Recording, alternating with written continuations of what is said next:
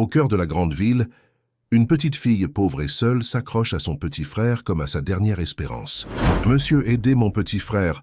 murmura-t-elle à l'homme qui passait d'un pas pressé, les yeux fatigués. Lui qui pensait ne plus pouvoir aimer, voit dans ce geste la réponse à une prière oubliée. Dans la faiblesse de cet enfant, il trouve sa force et dans le bébé affamé, une nouvelle raison de vivre. Si tu aimes les bonnes histoires, abonne-toi à notre chaîne et dis-nous d'où tu viens. On continue. Dans les ruelles sinueuses de Montmartre où les lumières de Paris scintillaient au loin comme des étoiles tombées du ciel, Élodie Lefebvre, une fillette de 10 ans aux yeux vifs et aux cheveux châtains, serrait contre elle sa petite sœur Amélie. Le vent glacial de février s'engouffrait dans sa veste élimée, mais elle s'efforçait de protéger le nourrisson des morsures de l'hiver parisien. Les pleurs d'Amélie résonnaient dans la nuit, témoignant de sa faim et de son inconfort. « Chut, ma petite étoile !» murmurait Élodie en berçant sa sœur. « Laisse-moi te raconter l'histoire de la princesse des nuages qui voyageait sur un rayon de soleil. » Élodie avait toujours eu ce don pour les contes. Elle inventait des mondes où les difficultés n'étaient que des aventures passagères, où chaque histoire se terminait par un « ils vécurent heureux ». Mais la réalité était bien différente de ces récits enchantés. Leur mère, Céline Lefebvre, gisait dans un lit d'hôpital à l'Hôtel-Dieu, terrassée par une pneumonie sévère, qui s'aggravait jour après jour. Sans famille proche pour les accueillir et terrifiée à l'idée que les services sociaux ne séparent les deux sœurs, Élodie avait fait une promesse solennelle à sa mère. Elle veillerait toujours sur Amélie, quoi qu'il arrive. Ce soir-là, alors que la place du Tertre se vidait de ses derniers touristes et que les artistes rangeaient leurs chevalets, Élodie aperçut une lueur d'espoir. Un homme élégant descendait d'une Citroën DS noire aux lignes sophistiquées. Il portait un manteau en laine de cachemire et une écharpe de soie qui ondulait dans la brise nocturne. Mais ce qui attira l'attention d'Élodie, ce n'était pas son apparence distinguée. C'était la douceur de son regard et la bienveillance qui émanaient de lui. Rassemblant tout son courage, Élodie s'approcha, Amélie blottie contre sa poitrine. « Monsieur, » commença-t-elle d'une voix tremblante, « pourriez-vous nous aider? Ma petite sœur a faim et nous n'avons nulle part où aller. » L'homme se tourna vers elle, surpris par cette apparition soudaine. Il s'accroupit pour être à sa hauteur, ses yeux d'un bleu profond scrutant le visage pâle de la fillette. « Je m'appelle docteur Antoine Moreau, » dit-il d'une voix douce. « Et vous, comment vous appelez-vous ? » « Je suis Élodie et voici Amélie, » répondit-elle en désignant le bébé qui s'était momentanément calmé. « Vous avez quelqu'un pour s'occuper de vous ?» demanda-t-il, notant les vêtements usés et l'air épuisé de la jeune fille. Élodie secoua la tête, ses yeux se remplissant de larmes qu'elle s'efforçait de retenir. « Notre mère est à l'hôpital, nous sommes seuls, nous n'avons plus personne. » Le docteur Moreau hocha la tête avec compassion. « Je suis pédiatre, » expliqua-t-il. « Je m'occupe des enfants malades. Je peux vous emmener dans un endroit sûr et chaud. Vous avez besoin de manger et de vous reposer. » Élodie hésita. Sa mère lui avait toujours dit de se méfier des étrangers, même ceux qui semblaient gentils. Mais le froid était mordant. Amélie n'avait pas mangé depuis des heures, et quelque chose dans le regard du médecin lui inspirait confiance. « Vous ne nous séparerez pas ?» demanda-t-elle avec inquiétude. « Je vous promets que vous resterez ensemble, » assura le docteur Moreau, avec une sincérité qui apaisa les craintes d'Élodie. Il les conduisit jusqu'à sa voiture, installant soigneusement les deux fillettes sur la banquette arrière. Le chauffage diffusait une chaleur réconfortante qui engourdit rapidement Élodie. Pendant le trajet, le docteur Moreau lui posa quelques questions sur leur mère, sur l'hôpital où elle se trouvait, mais sans jamais la presser. Il parlait d'une voix calme et rassurante, comme s'il comprenait parfaitement la situation précaire dans laquelle elle se trouvait. Ils quittèrent les hauteurs de Montmartre, traversèrent le pont Alexandre III qui enjambait majestueusement la Seine, ses lampadaires dorés illuminant les eaux sombres du fleuve. La voiture s'engagea ensuite dans les rues élégantes du 7e arrondissement avant de s'arrêter devant un immeuble haussmannien imposant. « Nous sommes arrivés », annonça le docteur Moreau en ouvrant la portière. Élodie découvrit un appartement spacieux au haut plafond orné de moulures et aux parquets en chêne qui craquaient doucement sous ses pas. Une femme aux cheveux châtains coupés au carré vint à leur rencontre, son visage s'illuminant de surprise en apercevant les deux fillettes. « Antoine, qui sont ces enfants ?» demanda-t-elle, son regard bienveillant passant d'Élodie à Amélie. « Voici Élodie et sa petite sœur Amélie, » répondit le docteur Moreau. « Elles ont besoin de notre aide, Mathilde. Leur mère est hospitalisée et elles n'ont nulle part où aller. » Mathilde Moreau, qui était infirmière dans le même hôpital que son mari, n'hésita pas un instant. Elle prit Amélie des bras d'Élodie et l'examina avec des gestes experts et doux. « Cette petite a besoin d'être nourrie et changée, » dit-elle avant de se tourner vers Élodie. « Et toi, ma chérie, tu dois être affamée. Viens, je vais te préparer quelque chose de chaud. » Élodie suivit Mathilde dans la cuisine où une soupe à l'oignon mijotait sur le feu. L'odeur savoureuse lui rappela soudain à quel point elle avait faim. Pendant que Mathilde s'occupait d'Amélie, lui donnant un biberon de lait maternisé qu'elle avait rapidement préparé, le docteur Moreau servit un bol de soupe à Élodie, accompagné d'une tranche de pain frais et de fromage. « Mange doucement, » conseilla-t-il. « Ton estomac doit s'habituer après avoir été privé si longtemps. » Élodie mangea avec reconnaissance, savourant chaque cuillerée de la soupe réconfortante. Pour la première fois depuis des jours, elle sentait la tension quitter ses épaules. Amélie, repue échanger, s'était endormie dans les bras de Mathilde. « Nous avons une chambre d'amis où vous pourrez dormir, » expliqua Mathilde. « Demain, nous verrons ce que nous pouvons faire pour vous aider et pour rendre visite à votre mère. » Cette nuit-là, allongée dans un lit confortable, Élodie contempla le plafond, écoutant la respiration régulière d'Amélie qui dormait dans un berceau improvisé à côté d'elle. Les Moreau semblaient être des gens bien, mais une partie d'elle restait méfiante. Pourquoi l'avait-il aidé si facilement? Qu'attendait-il en retour? Ses pensées dérivèrent envers sa mère. Avant d'être hospitalisée, Céline, lui, avait confié un médaillon en argent, lui faisant promettre de le garder précieusement.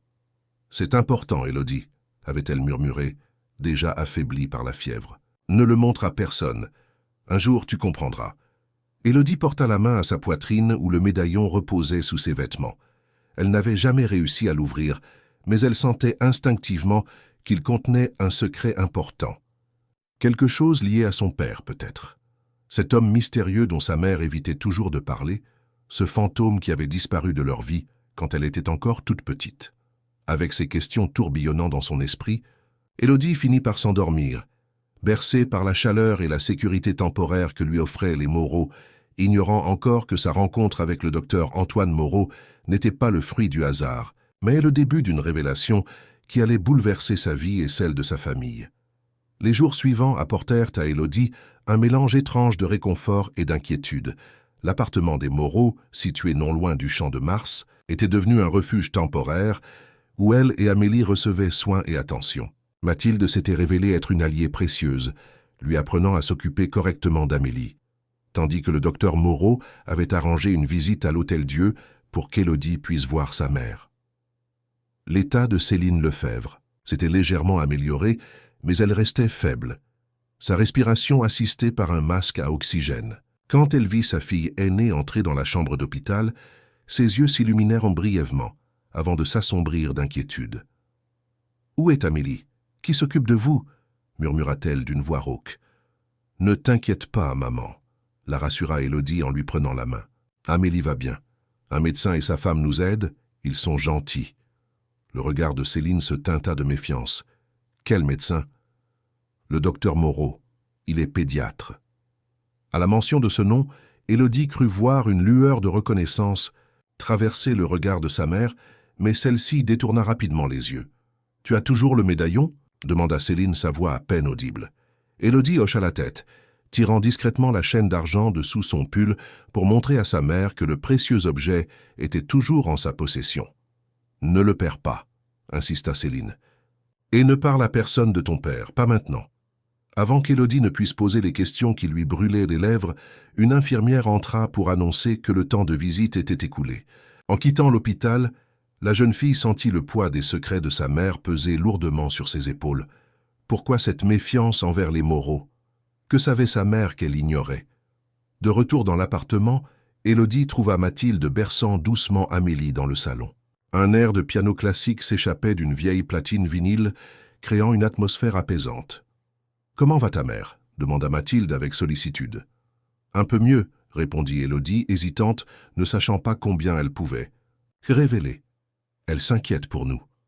C'est normal, sourit Mathilde. Les mères s'inquiètent toujours pour leurs enfants, mais tu peux lui dire que vous êtes en sécurité ici, le temps qu'elle se rétablisse. Ce soir-là, après le dîner, alors que les Moreau s'affairaient dans la cuisine, Élodie se glissa dans la chambre d'amis et sortit le médaillon d'argent.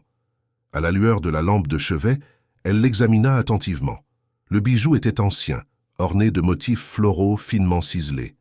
Élodie avait essayé à maintes reprises de l'ouvrir, sans succès, convaincue qu'il s'agissait d'un médaillon photo ou d'un porte-bonheur. Ses doigts parcoururent les reliefs du médaillon, cherchant un mécanisme caché, une fente, n'importe quoi qui pourrait révéler son secret. Soudain, elle sentit une légère aspérité, sur le côté. En appuyant dessus, elle entendit un déclic ténu et le médaillon s'ouvrit. À l'intérieur, elle ne trouva pas de photo comme elle s'y attendait, mais un minuscule compartiment contenant un fragment de papier plié. Avec des doigts tremblants, elle le déplia. C'était un message écrit d'une écriture fine et élégante. La vérité est dans la bibliothèque de Claudel. Cherche le livre sur les découvertes égyptiennes. R.L. R.L. Ses initiales ne pouvaient être que celles de son père, Rémy Lefebvre. Élodie sentit son cœur s'accélérer. Son père avait donc laissé un message, une piste. Mais qu'est-ce que cela signifiait? Quelle bibliothèque? Qui était Claudel? Un bruit dans le couloir la fit sursauter. Elle referma rapidement le médaillon et le cacha sous son oreiller, juste au moment où la porte s'ouvrait, laissant apparaître le docteur Moreau. « Tout va bien, Élodie » demanda-t-il. « Tu as besoin de quelque chose ?»« Non, merci, » répondit-elle, s'efforçant de paraître naturelle. « Je vais dormir. » Le médecin lui sourit, mais son regard s'attarda sur le lit comme s'il cherchait quelque chose. « Très bien. Bonne nuit, alors. » Une fois seule, Élodie remit le médaillon autour de son cou, le dissimulant sous son pyjama. Les paroles de sa mère résonnaient dans sa tête. « Ne parle à personne de ton père. Pourquoi ce secret? Que s'était-il réellement passé ?» Le lendemain matin, au petit déjeuner, Élodie observa les Moreau avec un regard neuf. Et si leur rencontre n'était pas due au hasard? Si le docteur Moreau la connaissait déjà d'une certaine façon? « Docteur Moreau, » commença-t-elle prudemment, « comment avez-vous su que ma mère était à l'Hôtel-Dieu? Je ne vous l'avais pas dit. » Un silence pesant s'installa dans la cuisine. Antoine et Mathilde échangèrent un regard, et ce fut Mathilde qui répondit. « C'est moi qui travaille à l'Hôtel-Dieu, Élodie. J'ai reconnu ton nom quand Antoine m'a parlé de toi. Ta mère est l'une de mes patientes. » L'explication semblait plausible, et pourtant, Élodie sentait que quelque chose ne collait pas. Elle décida de tester une autre approche.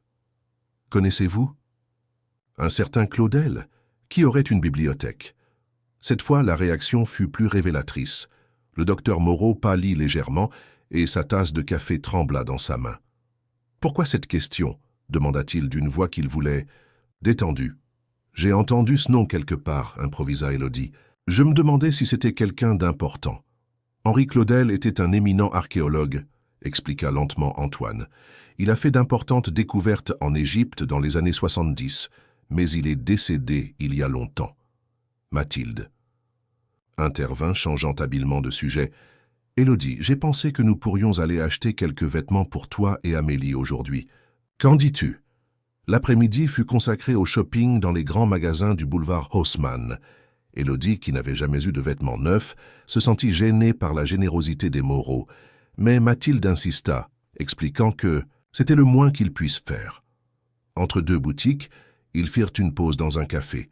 Pendant que Mathilde s'occupait d'Amélie, Élodie remarqua qu'Antoine feuilletait distraitement un journal, s'arrêtant sur un article concernant une exposition au Louvre sur les découvertes archéologiques en Égypte.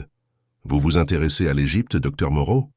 demanda innocemment Élodie. « C'est un sujet fascinant, » répondit-il. « Les anciens Égyptiens possédèrent des connaissances qui dépassent parfois notre compréhension moderne. Comme quoi?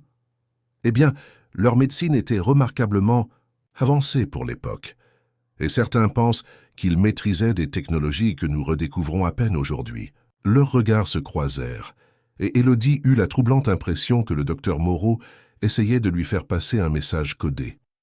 De retour à l'appartement, Élodie profita d'un moment où les Moreau étaient occupés pour explorer discrètement les lieux. L'appartement comptait plusieurs pièces, dont un bureau qu'elle n'avait pas encore eu l'occasion de visiter. La porte était entr'ouverte et elle s'y glissa, silencieusement. La pièce était dominée par une imposante bibliothèque en acajou qui couvrait tout un mur. Des centaines de livres y étaient rangés, des ouvrages médicaux côtoyant des romans classiques et des livres d'histoire. Ce qui attira l'attention d'Élodie, c'était une section entière consacrée à l'Égypte antique. Elle s'approcha, parcourant les titres du doigt, Mystère des pyramides, hiéroglyphes déchiffrés, les secrets du Nil, puis son regard s'arrêta sur un volume relié de cuir brun, Découvertes. Révolutionnaires en Égypte par Henri Claudel. Son cœur fit un bond dans sa poitrine. Claudel, c'était donc ça la bibliothèque de Claudel dont parlait le message. Elle s'empara du livre, mais au moment où elle l'ouvrait, une voix la fit sursauter. Je me demandais quand tu le trouverais. Élodie se retourna vivement. Le docteur Moreau se tenait dans l'embrasure de la porte, son expression indéchiffrable. « Je ne faisais que regarder », balbutia-t-elle, refermant précipitamment le livre. « Je sais exactement ce que tu cherches, Élodie », dit Antoine en s'avançant dans la pièce. « Et je crois qu'il est temps que nous parlions de ton père. » Élodie sentit un frisson parcourir son échine. Comment savait-il? Que savait-il exactement? Vous connaissiez mon père? Demanda-t-elle, sa voix à peine plus haute qu'un murmure. Pas directement, répondit Antoine, mais je connais son travail et ce qu'il a découvert, ce que ta famille a découvert. Il s'approcha de la bibliothèque et retira soigneusement le livre qu'Élodie avait examiné. Ce livre contient les premières découvertes d'Henri Claudel, ton grand-père maternel. Mon grand-père? S'exclama Élodie, stupéfaite. Mais ma mère m'a toujours dit que ses parents étaient morts quand elle était jeune. Pas exactement, dit Antoine avec un soupir. C'est une histoire compliquée, Élodie. Une histoire dangereuse que ta mère a essayé de te cacher pour te protéger. Mais maintenant que tu as trouvé le message dans le médaillon, il est peut-être temps que tu connaisses la vérité. Antoine Moreau fit signe à Élodie de s'asseoir dans l'un des fauteuils en cuir qui meublèrent son bureau. La jeune fille obéit, le livre de Claudel serré contre sa poitrine comme un bouclier. Le médecin prit place face à elle, ses mains jointes sous son menton dans une posture pensive. « Ta mère ne t'a jamais parlé de ses parents, n'est-ce pas » commença-t-il. Élodie secoua la tête. Elle disait seulement qu'ils étaient repartis quand elle était petite. Je pensais qu'ils n'étaient plus de ce monde. Antoine hocha la tête, comprenant sa réticence à prononcer certains mots. Henri et Élisabeth Claudel étaient des archéologues de renom. Ils ont passé la majeure partie de leur vie à étudier l'Égypte ancienne, particulièrement la période prédynastique, bien avant la construction des grandes pyramides. Il se leva et se dirigea vers un tiroir de son bureau, dont il sortit une vieille photographie qu'il tendit à Élodie. L'image jaunissante montrait un couple souriant devant ce qui semblait être l'entrée d'une tombe ou d'une grotte. L'homme, grand et mince, portait un chapeau d'explorateur et des lunettes rondes. La femme à ses côtés avait des traits délicats qui rappelaient ceux de Céline. « Voici tes grands-parents », confirma Antoine. Cette photo a été prise en 1975, près d'Abydos, lors de leur découverte la plus importante. « Qu'ont-ils découvert » demanda Élodie, fascinée par ces visages inconnus qui étaient pourtant ceux de sa famille. Antoine hésita, comme s'il cherchait les mots justes. C'est là que l'histoire devient compliquée. Tes grands-parents ont mis au jour des artefacts et des hiéroglyphes qui suggéraient l'existence de connaissances technologiques avancées chez les anciens Égyptiens. Des connaissances qui, selon certaines théories, auraient été délibérément dissimulées. Pourquoi les cacher? Parce qu'elles remettaient en question beaucoup de ce que nous pensions savoir sur l'histoire de l'humanité et ses capacités. Les Claudel ont découvert des preuves de ce qui semblait être des descriptions d'énergie renouvelable, de techniques médicales sophistiquées et même des formes de communication à distance. Élodie fronça les sourcils, sceptique. « Comme des téléphones, vous voulez dire ?»« Pas exactement, sourit Antoine, mais des méthodes qui utilisèrent les propriétés naturelles de certains cristaux et métaux pour transmettre des informations. La vraie découverte, cependant, était liée à une forme d'énergie propre et presque illimitée, tirée directement des forces naturelles de la Terre. » Il ouvrit le livre que tenait Élodie, feuilletant jusqu'à une page spécifique où figurait le dessin d'un appareil étrange, composé de piliers métalliques et de cristaux. Ce dispositif, que tes grands-parents ont appelé le conducteur, semblait capable de capter et d'amplifier l'énergie magnétique terrestre. Leurs calculs suggéraient qu'un réseau de ces conducteurs pourrait fournir assez d'électricité pour alimenter des villes entières, sans pollution ni épuisement, des ressources.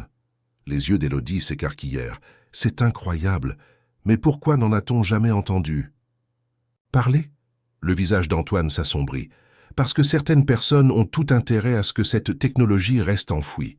Des entreprises énergétiques, des gouvernements, des individus puissants qui tirent profit des systèmes actuels.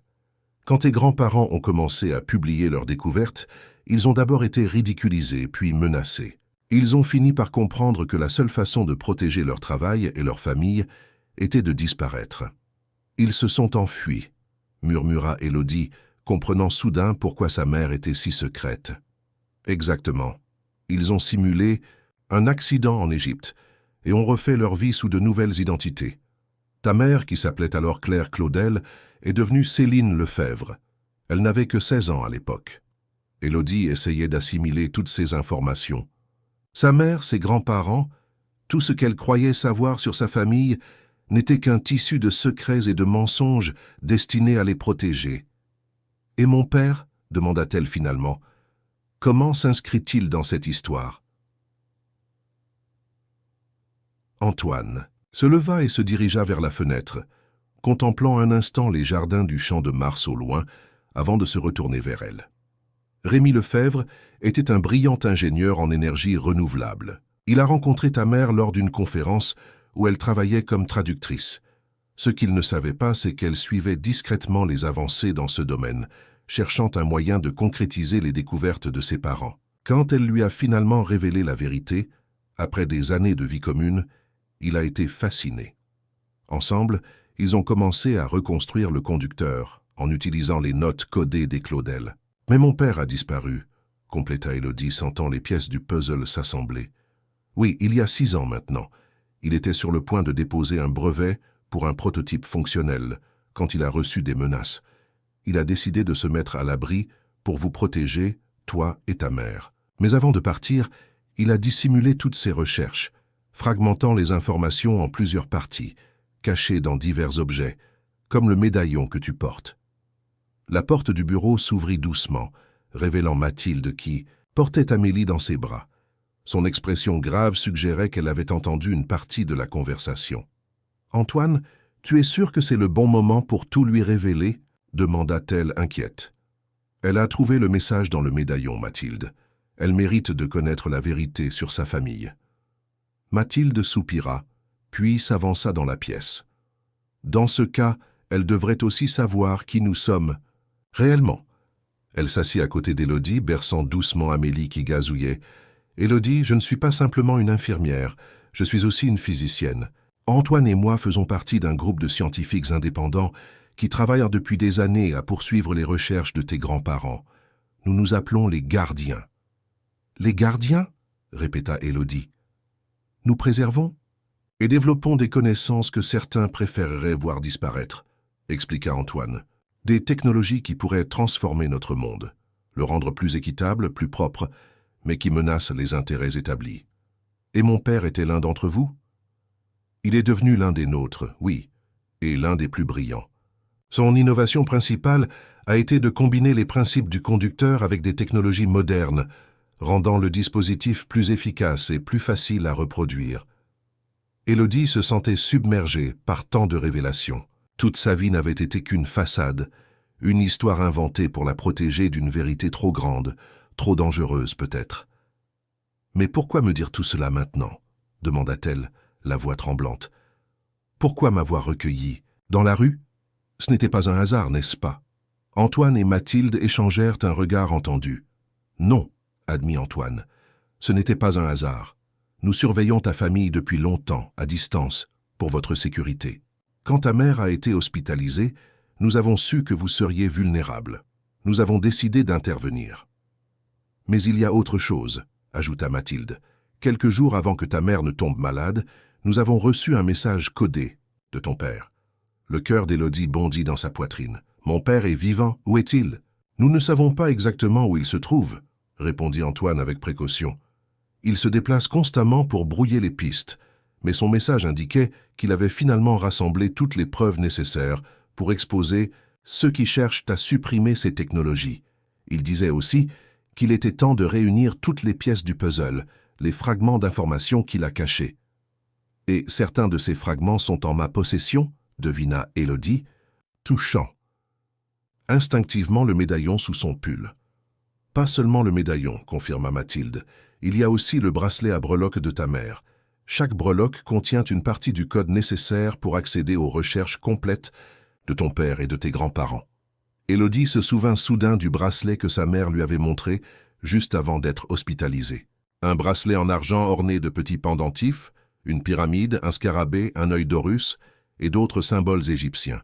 « Il est caché dans la doublure de la valise de ma mère, » murmura-t-elle. « Elle m'a dit que c'était un souvenir de famille, mais qu'il fallait le garder secret. » « Ce bracelet est une clé, Élodie, » expliqua Antoine. « Une clé qui, combinée avec le contenu du médaillon et d'autres éléments, permettra d'accéder à toutes les découvertes de ta famille. Des découvertes qui pourraient changer le monde. » Mathilde posa une main rassurante sur l'épaule d'Élodie. « Mais nous ne pouvons pas agir précipitamment.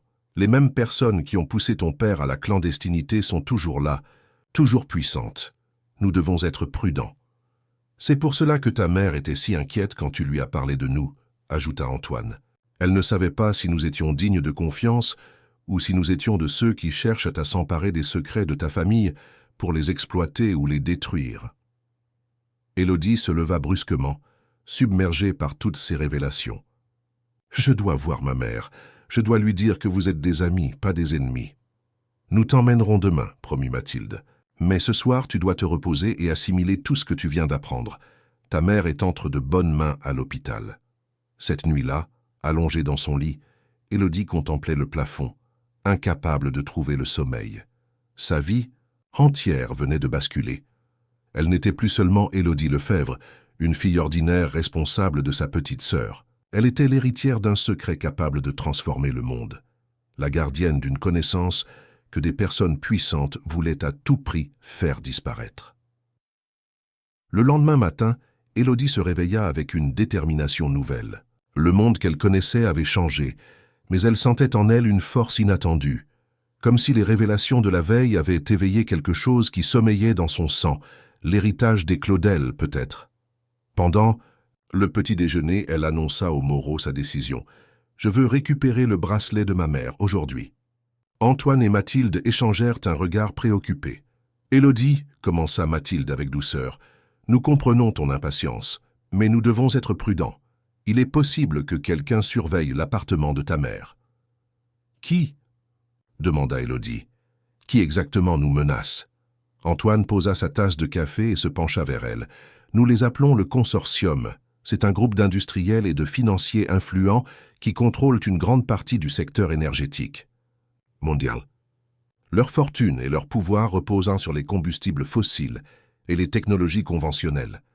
Les découvertes de ta famille représentent une menace existentielle pour eux.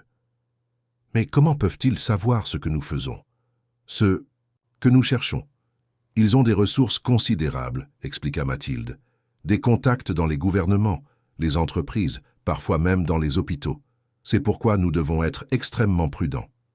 Malgré ces avertissements, ils décidèrent finalement de se rendre à l'appartement de Céline après leur visite à l'hôpital.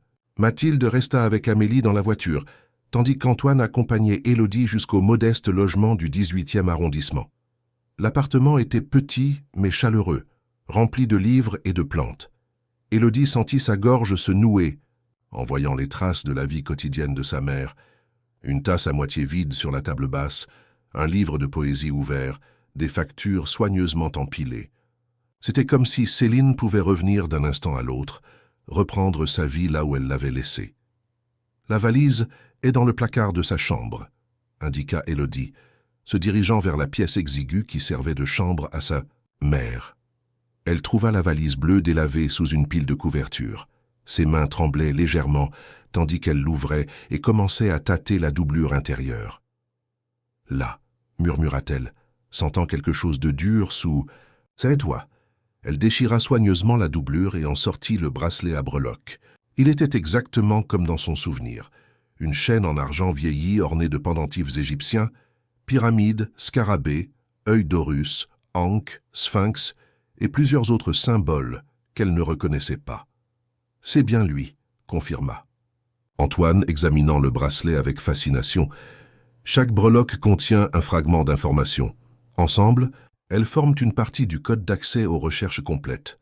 Élodie passa le bracelet autour de son poignet, sentant le poids familier du métal contre sa peau. Un nouveau lien avec sa mère, avec son histoire.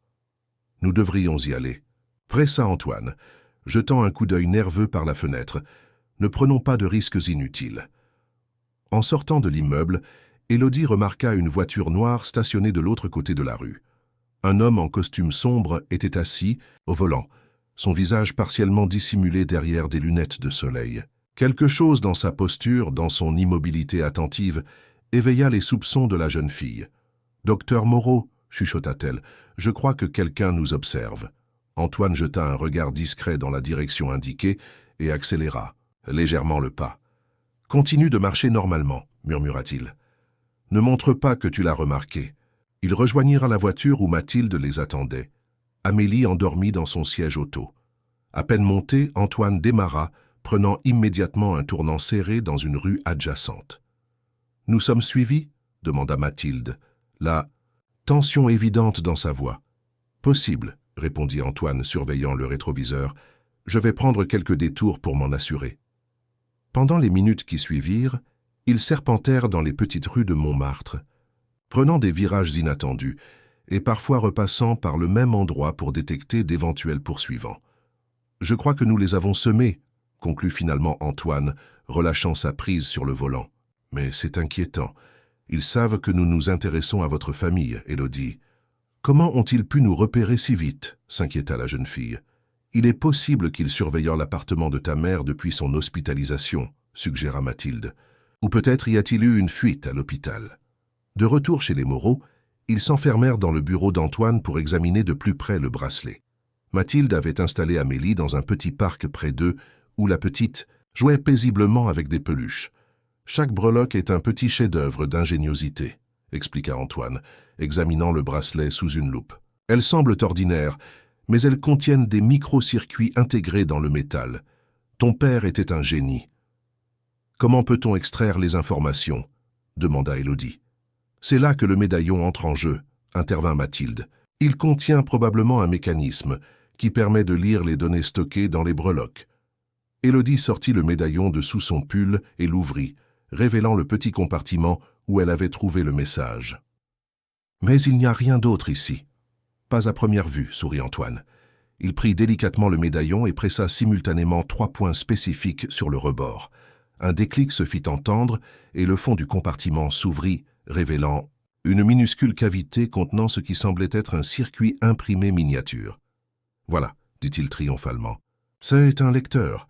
Il est conçu pour se connecter aux breloques et extraire les données qu'elles contiennent. » Il se leva et se dirigea vers son ordinateur. « J'ai besoin de quelques outils pour établir la connexion.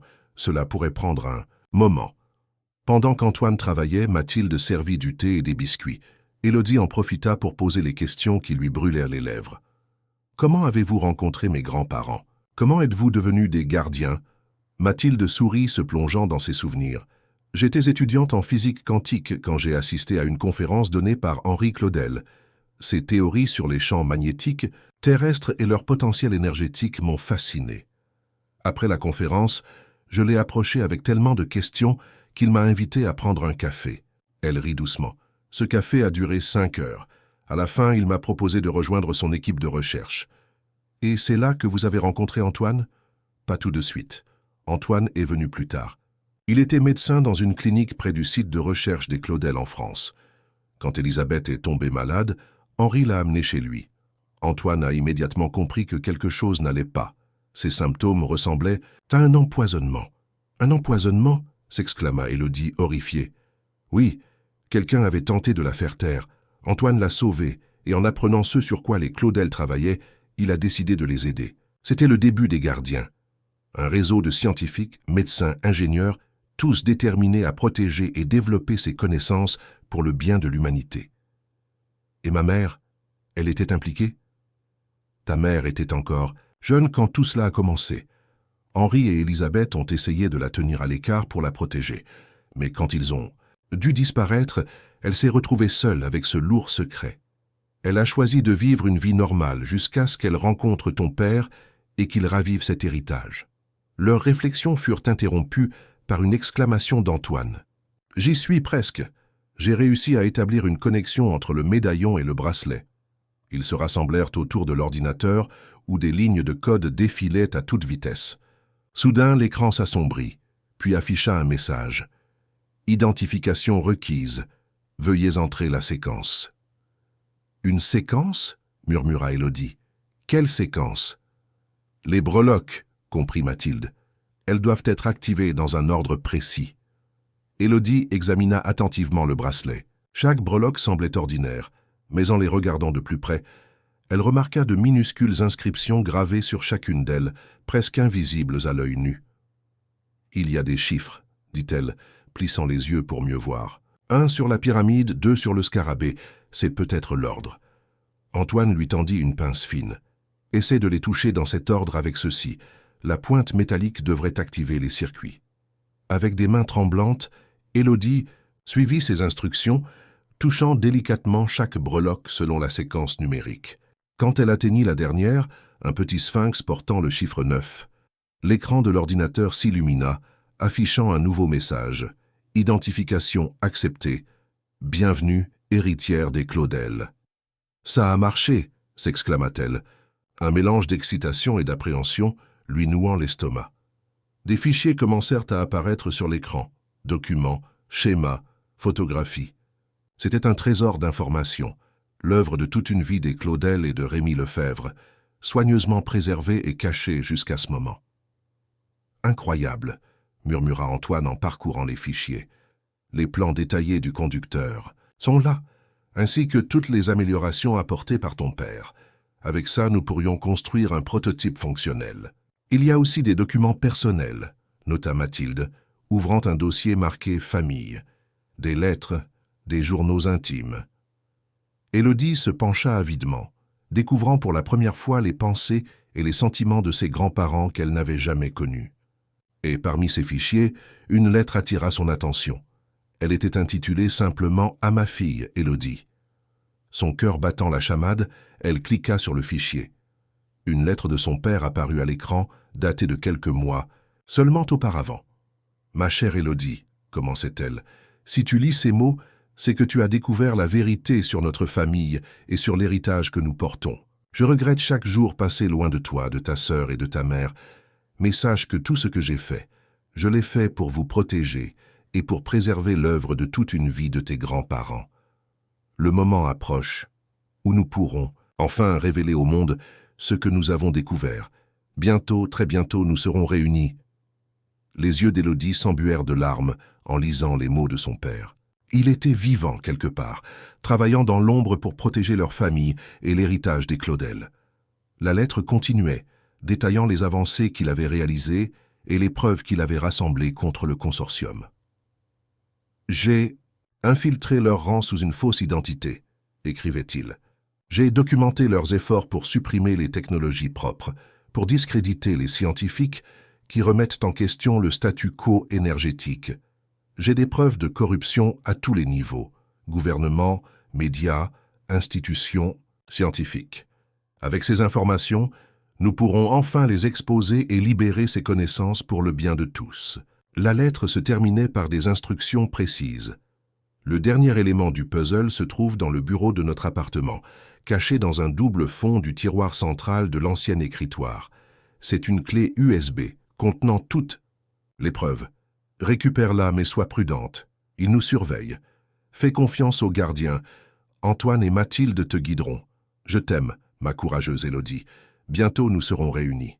Élodie releva la tête, déterminée. Nous devons retourner à l'appartement. Il y a une clé USB cachée dans le bureau. C'est trop risqué, objecta immédiatement Mathilde. Ils surveillent probablement l'endroit, surtout après notre visite d'aujourd'hui. Mais c'est notre chance, insista Élodie. Si nous avons ces preuves, nous pouvons exposer le consortium, n'est-ce pas? Nous pouvons faire revenir mon père. Antoine semblait partagé. Elle a raison sur un point. Ces preuves sont cruciales, mais nous ne pouvons pas nous précipiter. Nous devons élaborer un plan. » Ils passèrent les heures suivantes à discuter de stratégie, pesant les risques et les options. Finalement, ils décidèrent d'attendre la nuit et d'approcher l'appartement par les toits des immeubles voisins, une voie d'accès que les éventuels surveillants ne penseraient pas à couvrir. Pendant qu'ils finalisaient leur plan, le téléphone d'Antoine sonna. Il fronça les sourcils en voyant le numéro puis décrocha, mettant l'appel sur haut-parleur. « Docteur Moreau, » dit une voix féminine à l'autre bout de la ligne, « c'est le docteur Rousseau de l'Hôtel-Dieu. Je vous appelle au sujet de Céline Lefebvre. » Le sat ditna. Cœur d'Élodie fit un bond dans sa poitrine. « Sa mère, son état s'est considérablement amélioré, » continua le médecin. « La fièvre est tombée, et ses fonctions respiratoires se stabilisent. Nous pensons pouvoir la transférer en chambre normale demain. » Un soupir collectif de soulagement emplit la pièce. C'était une excellente nouvelle, peut-être la première. Depuis longtemps. Cependant, ajouta le docteur Rousseau, je dois vous informer qu'une femme est venue la voir aujourd'hui, se présentant comme sa sœur. Elle a insisté pour être informée de son état et a demandé où se trouvaient les enfants de Madame Lefebvre. Antoine et Mathilde échangèrent un regard alarmé. « A-t-elle donné un nom ?» demanda Antoine, la tension évidente dans sa voix. « Oui, Isabelle Claudel. Elle a présenté des papiers d'identité qui semblaient confirmer leur lien de parenté. Nous lui avons dit que les enfants étaient pris en charge, mais nous n'avons pas mentionné votre nom, conformément à votre demande. » De discrétion. Après avoir remercié le médecin et raccroché, Antoine se tourna vers Élodie, perplexe. « Ta mère a-t-elle une sœur? Tu nous as dit que tu n'avais pas de famille proche. » Élodie secoua la tête, confuse. « Je n'ai jamais entendu parler. J'ai d'une tante. Maman m'a toujours dit qu'elle était fille unique. Isabelle Claudel, » murmura Mathilde pensive. « Ce nom me dit quelque chose. » Elle se précipita vers l'ordinateur et parcourut rapidement les fichiers qu'ils avaient extraits du bracelet. « Voilà !» s'exclama-t-elle, ouvrant un document. « Dans le journal d'Henri Claudel, il mentionne une deuxième fille, Isabelle, née 7 ans après Claire, ta mère.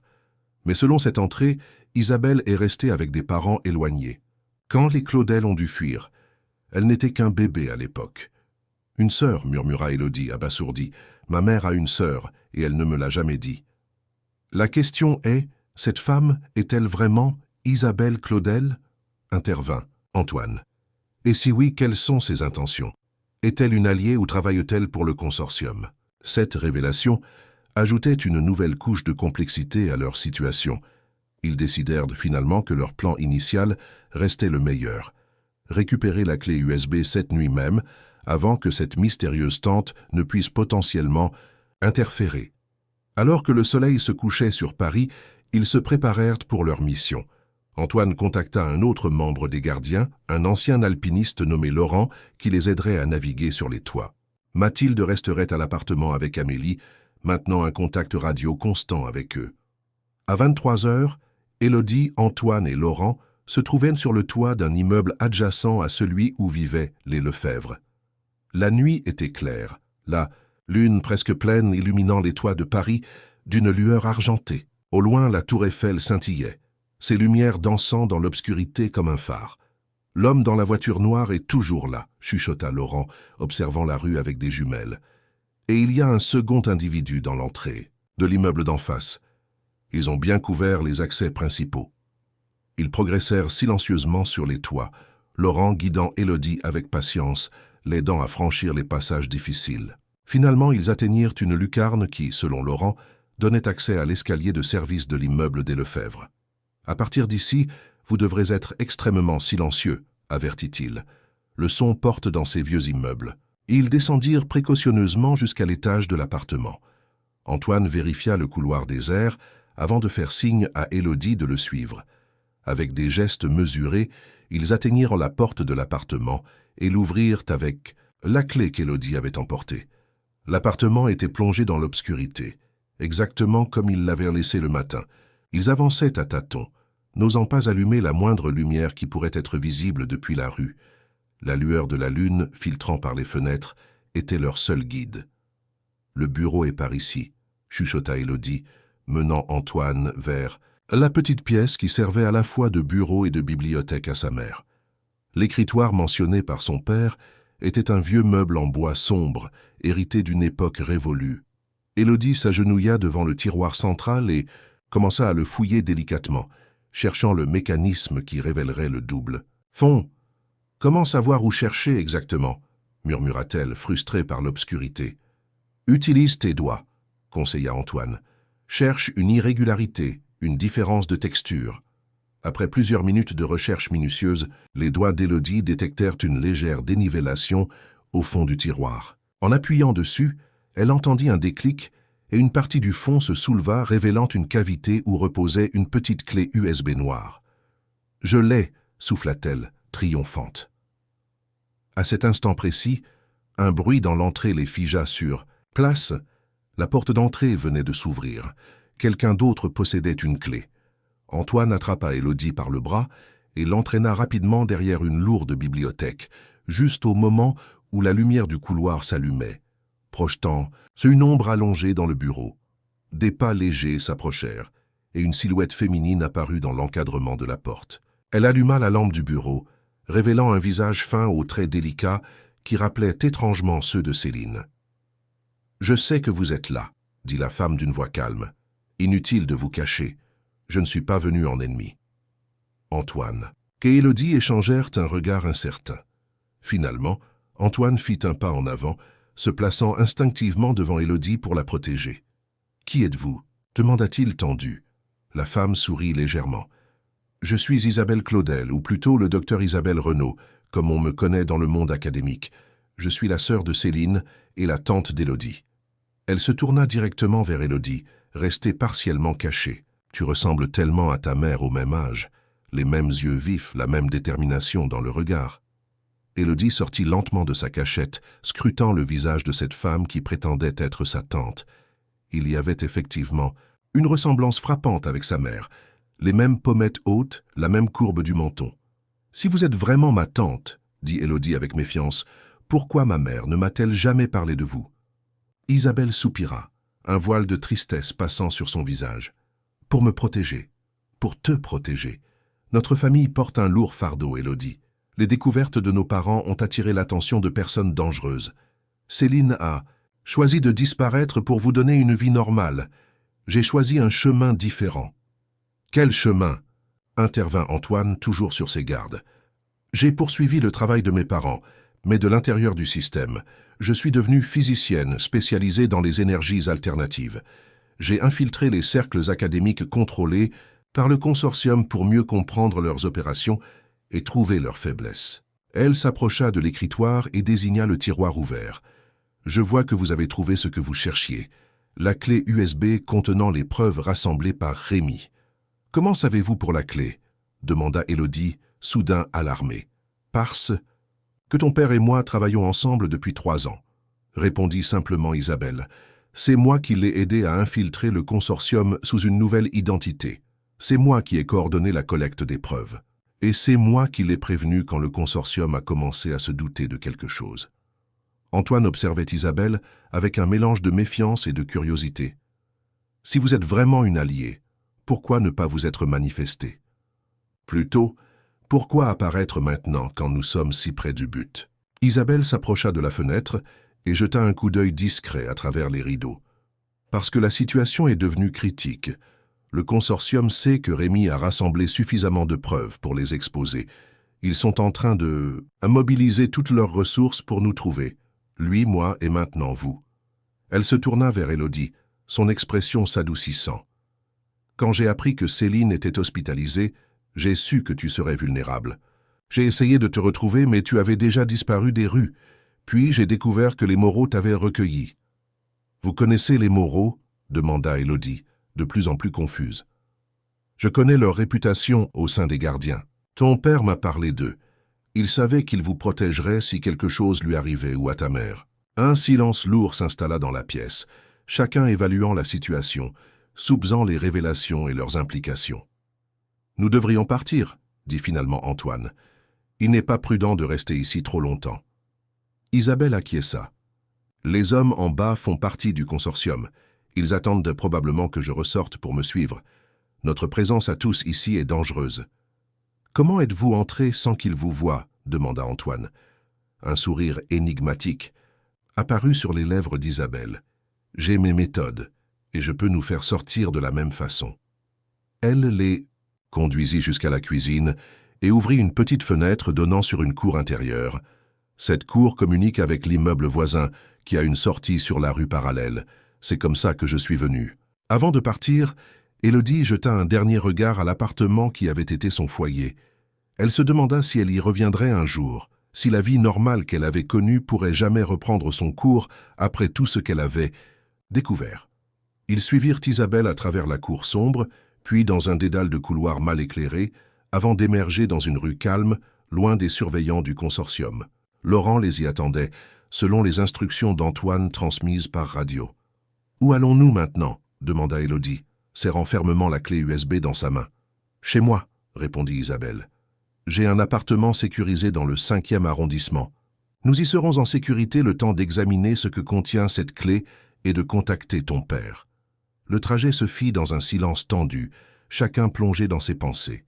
Élodie observait sa tante nouvellement découverte, cherchant dans ses traits des similitudes avec sa mère, essayant de déterminer si elle pouvait lui faire confiance. L'appartement d'Isabelle était un loft spacieux niché sous les toits d'un vieil immeuble près de la Sorbonne. Les murs étaient couverts de livres, d'équations et de diagrammes complexes griffonnés sur des tableaux blancs. Un coin entier était dédié à des ordinateurs et des équipements électroniques sophistiqués. « Tu vis seule ici ?» demanda Élodie, impressionnée par l'atmosphère du lieu, à la fois chaotique et méthodique. « Oui, mon travail et ma situation familiale compliquée ne se prêtaient pas vraiment à une vie sociale conventionnelle. » Antoine examina avec intérêt les équations sur les tableaux. « Vous travaillez sur le conducteur. » Ce n'était pas une question, mais Isabelle acquiesça. « J'ai repris les recherches de mes parents là où ils les avaient laissées. J'ai apporté quelques améliorations au concept original, intégrant des avancées récentes en supraconductivité et en physique quantique. » Elle se dirigea vers un ordinateur et l'alluma. « Voyons ce que Rémi a collecté. » Élodie lui tendit la clé USB, non sans une légère hésitation. Isabelle la remarqua et sourit doucement. « Je comprends ta méfiance, Élodie. À ta place, je ressentirais la même chose. Mais je t'assure que je veux seulement protéger notre famille et honorer l'héritage des Claudel. » Elle inséra la clé dans l'ordinateur et commença à parcourir les fichiers qu'elle contenait. Des documents, des photos, des enregistrements audio, une mine d'informations incriminant le consortium dans des activités allant de la corruption au sabotage industriel, en passant par l'intimidation de scientifiques et la manipulation des résultats de recherche. « C'est incroyable », murmura Antoine, parcourant les documents par-dessus l'épaule d'Isabelle. « Avec ça, nous pouvons enfin les exposer. »« Ce n'est pas si simple, » tempéra Isabelle. « Le consortium a des alliés puissants, des gens qui contrôlent les médias, qui influencent les gouvernements. Nous ne pouvons pas simplement envoyer ces fichiers à la presse et espérer que justice soit faite. »« Alors que faisons-nous » demanda Élodie, sentant le poids de leur situation peser sur ses épaules. Isabelle ouvrit un fichier marqué « Protocole ». « Osiris, ton père a tout prévu. Voici son plan pour révéler la vérité de manière à ce qu'elle ne puisse être ni ignorée, ni étouffée. » Le plan était ingénieux dans sa simplicité. Rémi avait identifié des journalistes intègres, des politiciens incorruptibles, des figures publiques influentes dans plusieurs pays. Les preuves seraient envoyées simultanément à tous, accompagnées d'un prototype fonctionnel du conducteur et d'instructions détaillées sur sa fabrication. Le monde entier découvrirait en même temps l'existence de cette technologie révolutionnaire et les efforts déployés pendant des décennies pour la supprimer. « Le prototype est prêt », expliqua Isabelle. « Rémi y a travaillé pendant des années, perfectionnant les plans originaux des Claudel. Il ne manque plus qu'un élément crucial pour l'activer. »« Quel élément ?» demanda Élodie. Isabelle se tourna vers elle, son regard intense. « Le médaillon que tu portes. C'est la clé d'activation du prototype. » Élodie porta instinctivement la main à son cou, sentant le poids familier du médaillon sous son pull. « Mon médaillon ? Comment peut-il activer une machine ? » « Ce n'est pas un simple bijou, » expliqua Isabelle. Henri Claudel était un génie non seulement en archéologie, mais aussi en ingénierie. Le médaillon contient un alliage spécial, composé de métaux rares découverts sur un site de fouilles en Égypte. Cet alliage a des propriétés uniques, qui amplifient les champs magnétiques terrestres. C'est l'élément catalyseur du conducteur. Antoine semblait fasciné. Alors, c'est pour ça que Rémi a fragmenté les informations entre le médaillon et le bracelet, pour s'assurer que tous les éléments ne seraient jamais entre les mains d'une seule personne, sauf de quelqu'un en qui il avait totalement confiance. Exactement, confirma Isabelle. Et ce quelqu'un, c'est toi, Élodie. Il savait que tu serais assez intelligente pour résoudre l'énigme, assez courageuse pour porter ce fardeau. L'émotion submergea Élodie. Son père lui avait confié non seulement la clé physique du conducteur, mais aussi la responsabilité morale de leur héritage familial. C'était à la fois terrifiant et grisant. « Où est-il maintenant » demanda-t-elle, sa voix à peine plus haute qu'un murmure. « Où est mon père » Isabelle consulta sa montre. Si tout se passe comme prévu, il devrait être en route pour Paris en ce moment même. Nous avions convenu d'un rendez-vous demain soir, au pied de la Tour Eiffel, une fois. Que nous aurions rassemblé tous les éléments. « Demain » répéta Élodie, son cœur battant à l'idée de revoir enfin son père après tant d'années. « Et le prototype, où est-il » ? « Dans un endroit sûr, » répondit Isabelle. « Un laboratoire secret sous la Sorbonne, accessible uniquement par des tunnels datant de la Résistance. Nous irons demain matin avant de rencontrer ton père. » Antoine, qui était resté en communication radio avec Mathilde tout ce temps, lui transmit les derniers développements.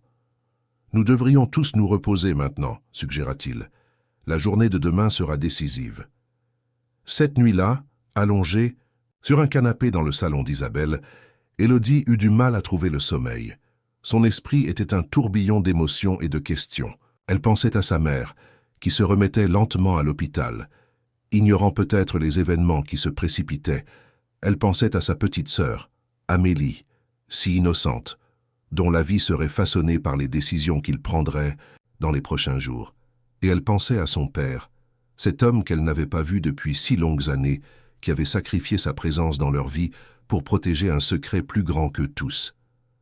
Le lendemain matin, ils retrouvèrent Mathilde et Amélie dans un café discret près du jardin du Luxembourg.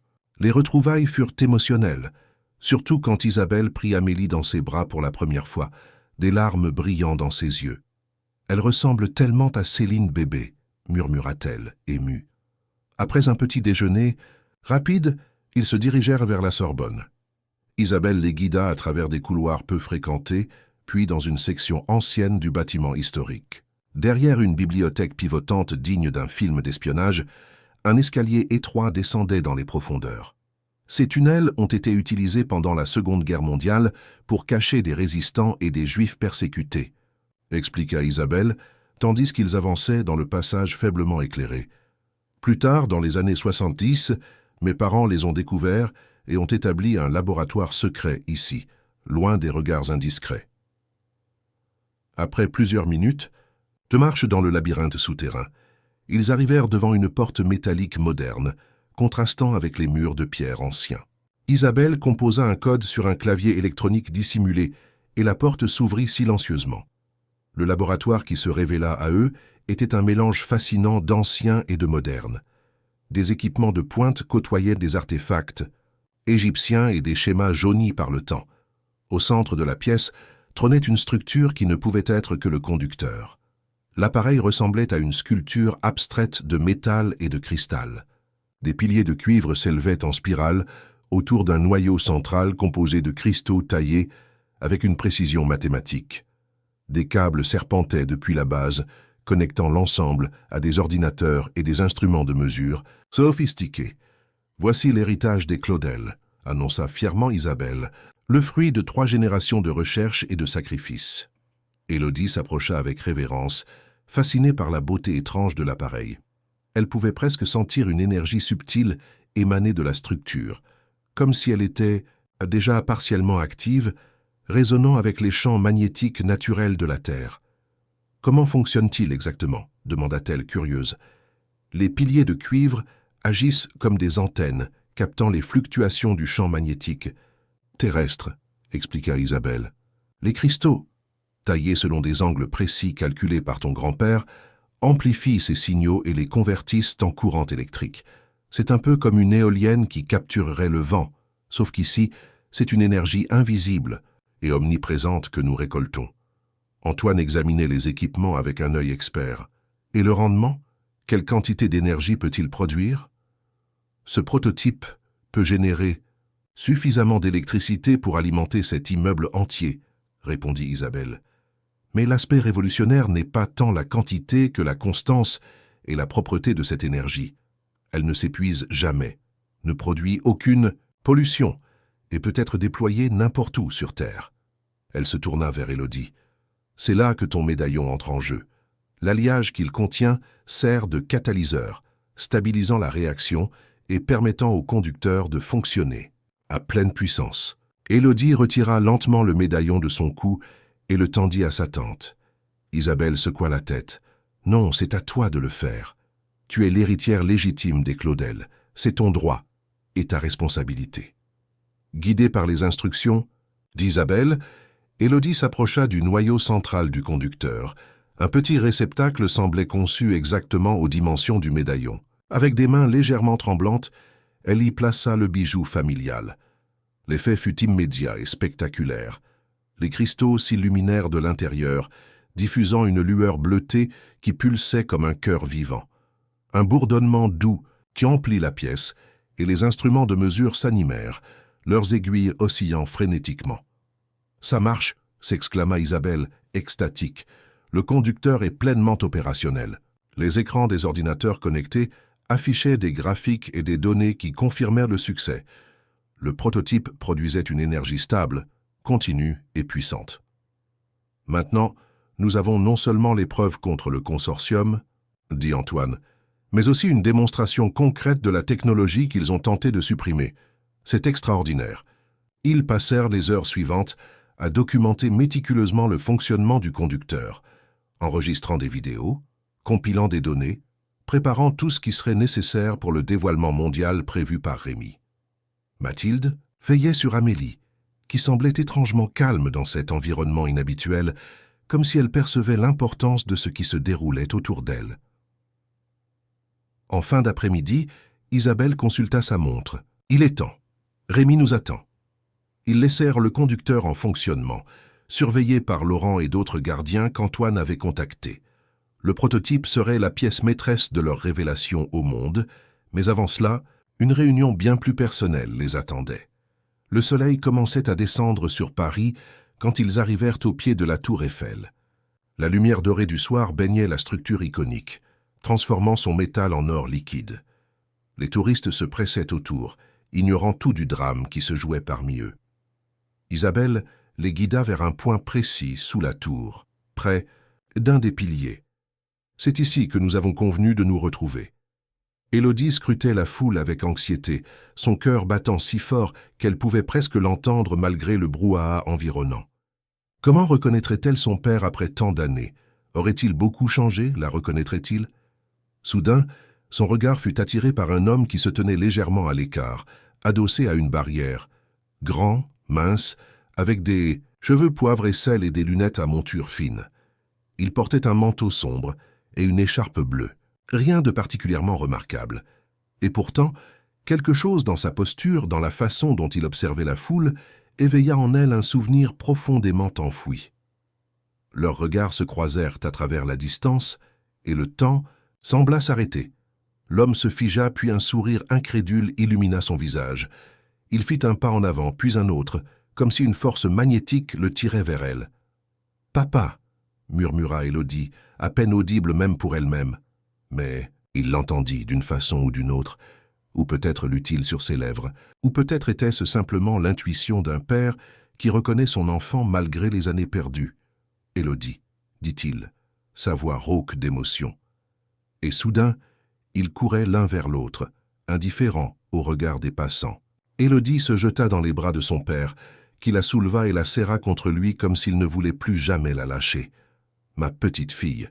murmurait-il contre ses cheveux. « Tu as tellement grandi, tu es magnifique. » Des larmes coulaient, librement sur les joues d'Élodie, des larmes de joie, de soulagement, d'années de chagrin enfin libérées. « Tu m'as manqué tellement, papa, chaque jour. » Rémi Lefebvre posa un baiser sur le front de sa fille, puis regarda par-dessus son épaule vers le reste du groupe qui s'approchait.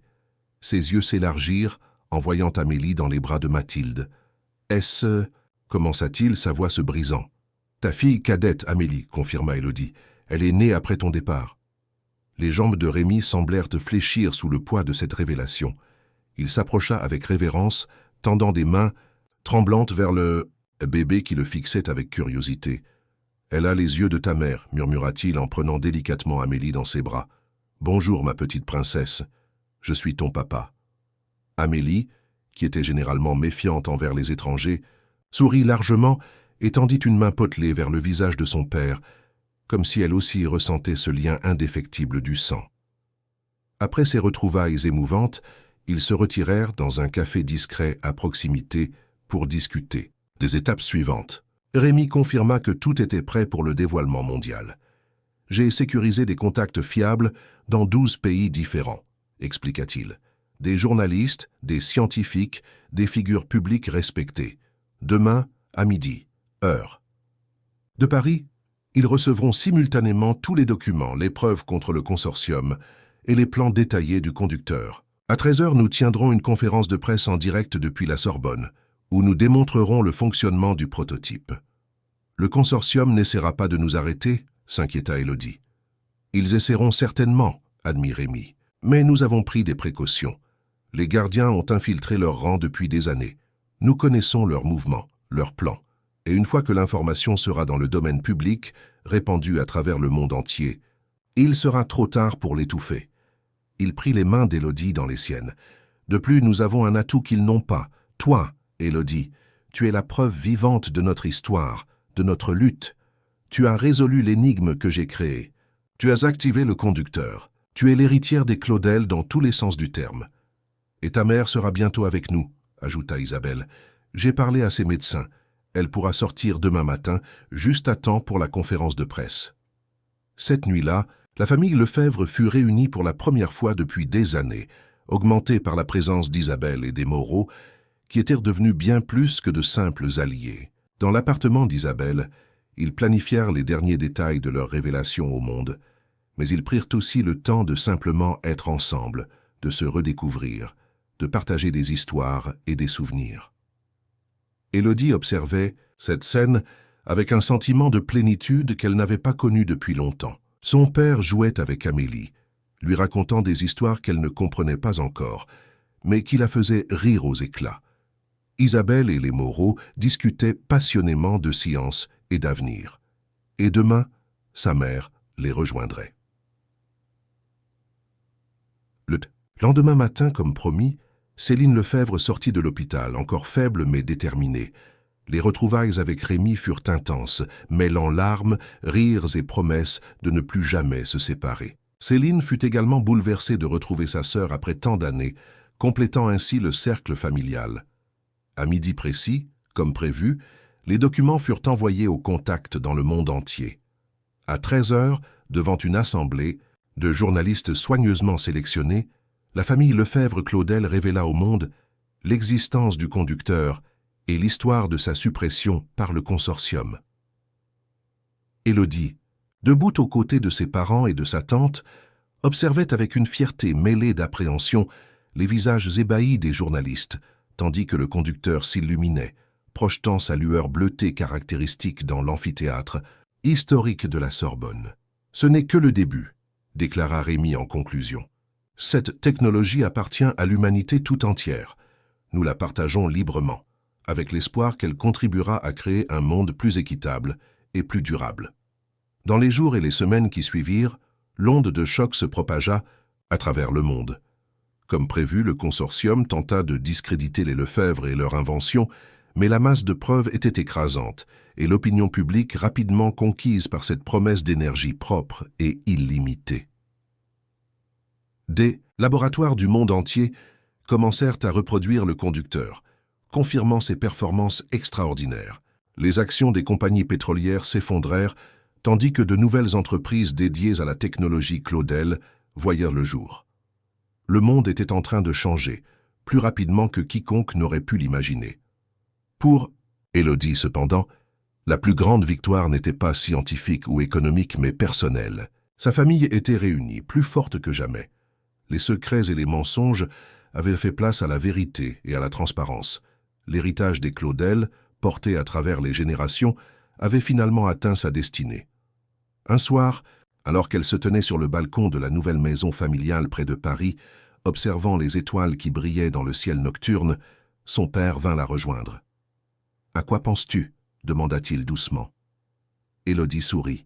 « Je pense à tout ce qui s'est passé, à comment ma vie a basculé en quelques jours, passant d'une existence ordinaire à tout ça. » Elle fit un geste englobant la maison, la famille réunie à l'intérieur, le monde qui changeait au dehors.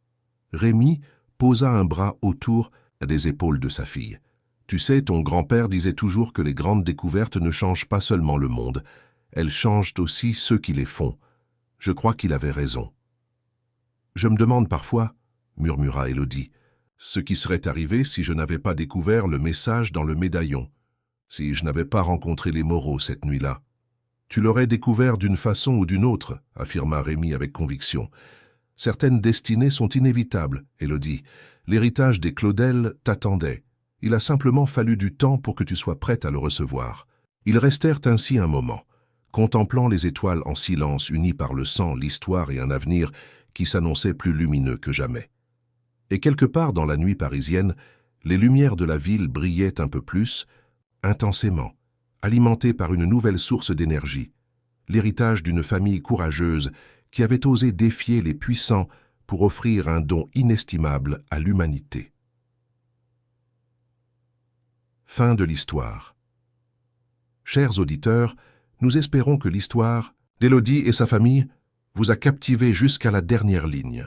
Pour continuer à explorer des univers aussi fascinants, nous avons préparé une playlist spéciale avec des histoires tout aussi captivantes. Vous la trouverez en cliquant sur le lien à votre gauche.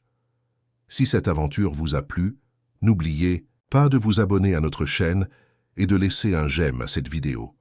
Chaque jour, nous partageons des récits uniques qui explorent la complexité et la beauté